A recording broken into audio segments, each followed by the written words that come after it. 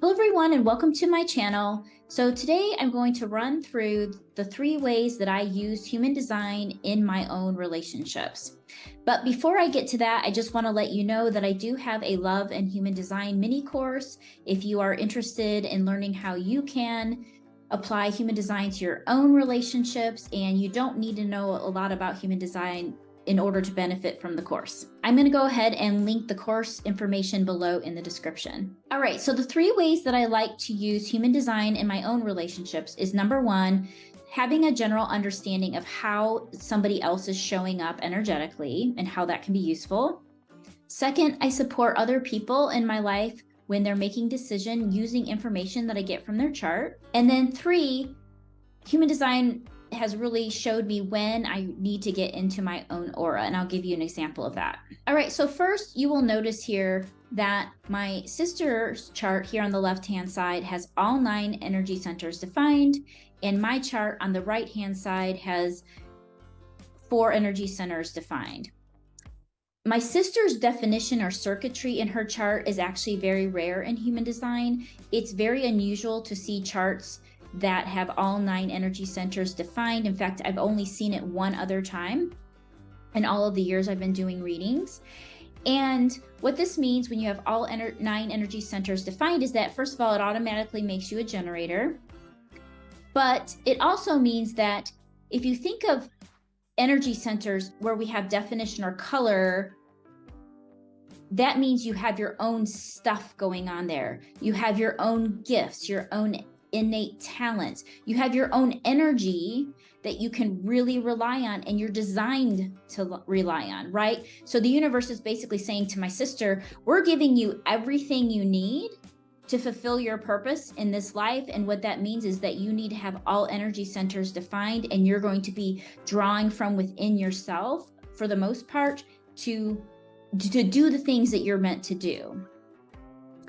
With my chart though, however, I have 5 open centers. And so when you have open energy centers, what it generally means is if you think of open energy centers like antenna, they're here to pick up like radio signals on what's going on in the environment and what's going on with other people. So for me, when my sister walks into a room, you can feel it. Like I can feel it. A lot of people can feel it because most of us have some open energy centers. And so my sister presents as very confident. She's very sure in her step, and you can feel her presence when she walks in a room. And I always say about people who have all 9 energy centers defined, to me, they're like Spider-Man. Have you ever heard in the Spider-Man movies where they say with great power comes great responsibility?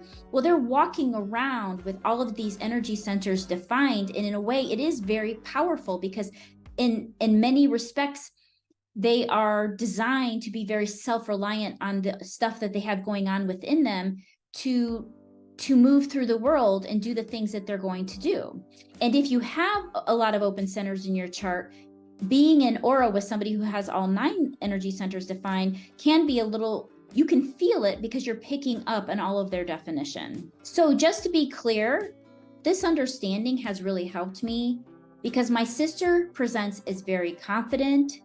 She presents like she's not really concerned what's going on with other people. And I don't even mean that from a selfish place because that's not what's going on here. It's more like it's almost like her awareness of the vibes in the room is a little more diminished. And you can tell she's operating out of a place of her own definition.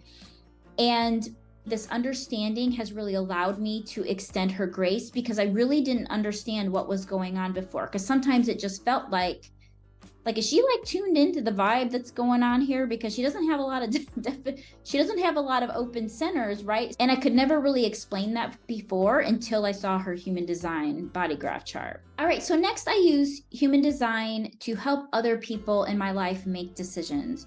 So in this slide, you're going to see that my son is a splenic manifestor. He has splenic authority. And so just to give you a little bit of background, authority in human design is how do we gain clarity to make decisions? So how does our intuition essentially speaking to us? And so for my son being a manifestor with splenic authority, I've found this information to be very useful when it comes to helping him make especially big decisions. So I'll give you one example.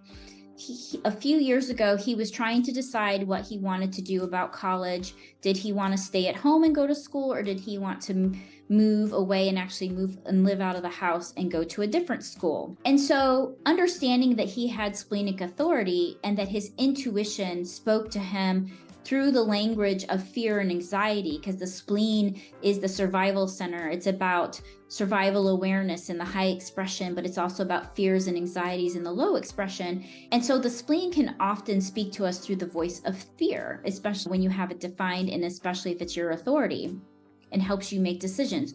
So when I was talking to him about his decision, I asked him some questions. I was like, okay, does the idea of moving away and living on your own and going to school, is it exciting but scary? Or do you get a sick feeling in your belly, yucky feeling, scary? And because that's how the spleen talks. It's either going to be this, ooh, this is kind of exciting, but I don't know, it's just kind of scary. I don't know if I should do the thing, right? And a no for the splenic authority is going to be this sick, like I smell a rat, like something is not right, scary. And so he was like, you know what? I would say I'm feeling excited, but scared. And so he ended up making the decision to go away, to go to school. And that's been a great decision for him. So that is how I use human design, just in one little case example, to help people around me make decisions, is understanding what their authority is and then trying to speak to them in the language of their authority to get them to kind of tune into their body to see how their body's feeling about the decision they're trying to make. All right, so I also use human design to give me a better sense for when I need to be in my own aura, especially when it comes to my relationship with my husband. So in this slide, you're going to see my chart on the left-hand side and my husband's chart on the right-hand side. You will notice that he has more energy centers defined than me, first of all, or colored in. But also, what's important here is that we both have open emotional centers. And that is the white triangle that you see there at the right-hand side of the chart. When you have an open emotional center, what it means is, generally speaking, you're calm, cool, and collected. You don't have your own emotional wave, and your emotions are externally inspired. So they're coming from outside of yourself. You don't have your own internal wave. But what can happen when you have people with two open emotional centers is they can become like mirrors, and they can reflect back at each other. So for example, if my husband comes home and he's carrying stuff from the outside world, and he's picked up the emotions of other people, and maybe he's even feeling a really intense emotion, I will pick it up with my open emotional center, because again, open emotional centers are like antenna, and then I'm going to amplify it and then ping it back to him, and then he's going to amplify it, and it's this like never ending like pinging back and forth.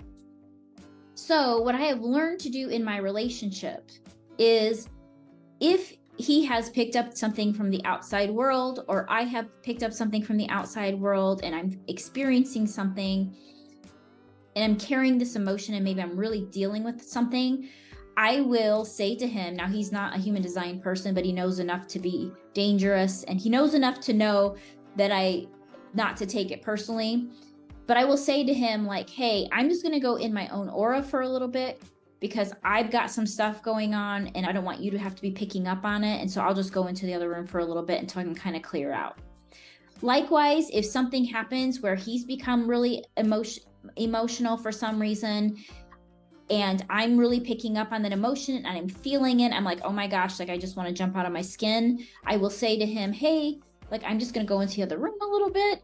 I'll come back here in a few minutes. Or something else I've actually done is talk to him from a distance. So like if he's really upset about something and we're talking to each other, I will back up and try to get more into my own aura, so I'm not picking up on his aura as much, so we can have that conversation. So that is the last way that I will share about how I use human design in my relationships. And if you have any questions, let me know.